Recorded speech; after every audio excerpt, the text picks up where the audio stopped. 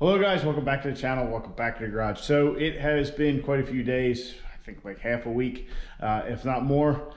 And like I told you in the last video, that's because I wanted to concentrate on this thing and get as much done as I could. And that's exactly what's been happening. So the floor is all but done. And with the elephant in the room, which I probably should have pointed out before, I've inverted the cab. So basically all I did was remove a couple crossbars on the scaffold and rolled it up.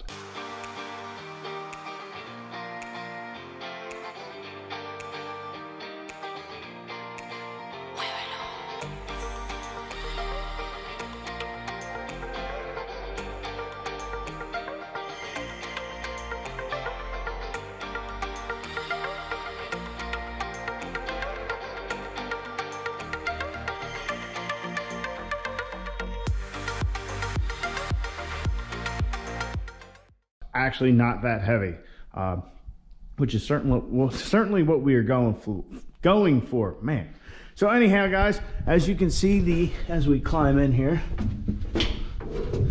the floor, everything is patched up, all the holes except for the 4x4 shift lever hole, our transmission access hole. I even went and filled most of the holes up there. I just left the one for the steering, the brakes, and then one for wires. That's the one if you have a G56 or a manual truck that has the master cylinder go through, well, for your clutch pedal, and on these trucks just has a blank plate. So that's all done. Everything's done in here. The only thing left are these square holes. I was trying to find those little plugs, and to the best of my ability, I can't find them. So we're actually gonna plate them in the back. So that's the one job we have to do. And then we're gonna move to the underside here, and this is the primary reason I inverted the cab.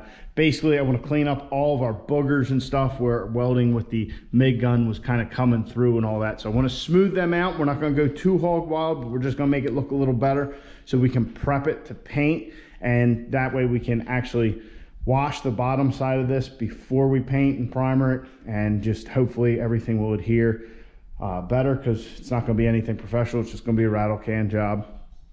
Also, when I flipped it up, I removed these strips here. They were all along this edge right here, and we were just going to leave them. I had ground them smooth, but when I got it up, I said, well man, they're really easy to get to. Also, and I found this out about halfway through, when I got to there was a spot weld right here. I couldn't get my drill in. So I'd done from the bottom all the way up, and I switched this right angle 3/8 drill. I figured I probably won't have the balls to do it compared to my 1/2 inch Milwaukee. Well, I was wrong. This thing spins a lot faster. I don't know what the RPM, 2,400 a minute as opposed to 850 a minute. So that speed made all the difference in the world. So having this thing go faster, I was actually able to fly right through this side. If I would have known that to begin with, we would have saved so much more time. It was like butter. I mean, you could put that thing barely any pressure, really start cutting, but you're over double the speed. So that's little faux pas or whatever the word is on my part, but now you know, get the fastest drill you can for them spot weld drills. So really, that's kind of where we're starting. Like I said, we're going to weld them strips on. We're going to clean this all up. I've already seen a couple spots where I can actually see into the cab a little bit. I'll try and clean or throw a little weld on them and fix them up. And then we also might get into, before we wash it, I was thinking I want to put a hole back here with a hole saw. My reasoning for that is, with this thing up, you can see all the dirt that was actually under that one strip right here. So looking at the dirt, if I drill a hole back here, we can really get the vacuum in there and try and get that all cleaned out, as dirt has been one of them things we've been fighting with this thing the entire time we've had it. So that's kind of the game plan.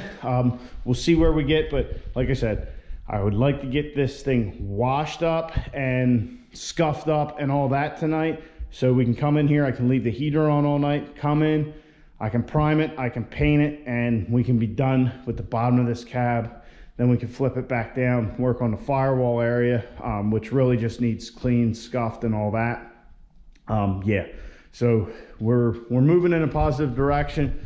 We're getting there. It's just a bunch of little stuff. Still don't like sheet metal, I'll tell you that much. But yeah, we're making progress. Pretty soon we'll be putting this thing back on the frame. So that's enough jibber jabbering. Let's get to work.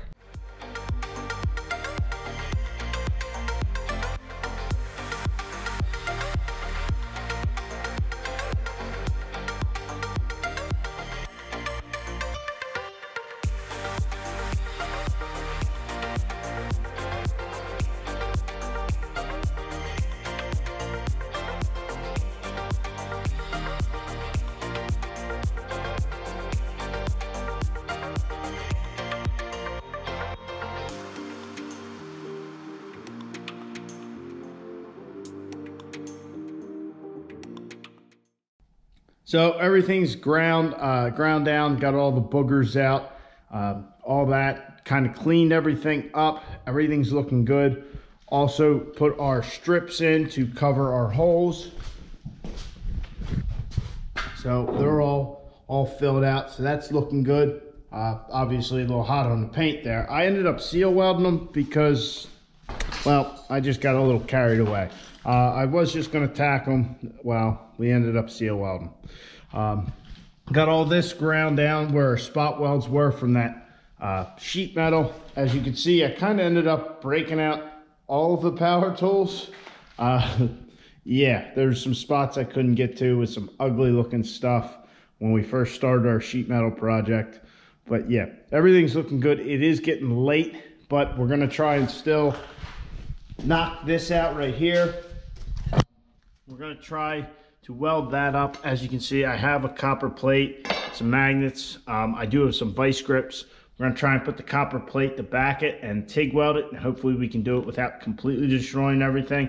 But once we get that done, we'll sweep up, vacuum the whole thing down. I'll try and sand pretty much from like here down and clean it up, and then we can try and wash it real quick, and hopefully we'll be able to paint it tomorrow. At least get a primer on there, and yeah. So yeah, definitely took way longer than I wanted it to, but I'm happy with the result. So yeah, let's see if we can get this thing welded up.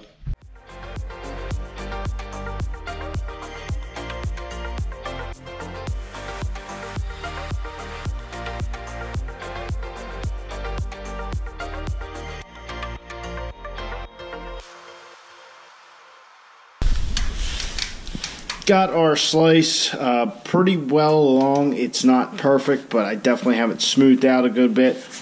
Definitely have to throw some more weld on there in some spots. Where the two bolted sections are here, or bolt areas, whatever you want to call them. It's late. Anyway, really couldn't fill them in. It would start popping and carrying on, guess because it's not all cleaned up in there. So I just bridged it in here to get something. But we'll clean that up and finish that up, put that striker plate back in. But that's where we're going to end for tonight. It's way too late to get trying to clean up and all that, because we have a complete and utter catastrophe of a mess, which the entire garage is just a shit show. But yeah, so the underside of the cab is done. No more grinding, welding, any of that. We are ready to clean it up, just get it ready and paint it, and then be done with it. Oh, I lied. Not that it's grinding or welding or anything, but we do want to put the holes in the back there, like a 2-inch hole saw or something, so that way we can vacuum that all out good, and we just can vacuum the whole thing. I figure it should be settled. I'll probably rattle it with a dead blow or something, get all of the sand. I'm sure there's sand in there. Just vacuum everything up and clean it up. We'll get this all painted, get this thing back down, and get it back on that frame here sometime here shortly. It shouldn't be too much longer until we have this thing back on there. Like I said, this just kind of got out of control with this, but oh well, we're where we're at. Our bender is actually due in this week for the cage. I do have to get material and all that, and then we'll be on the bending, but I certainly have to clean the garage up in the meantime, so we have room to do that. So anyway, guys, thank you for joining me in my mess this evening.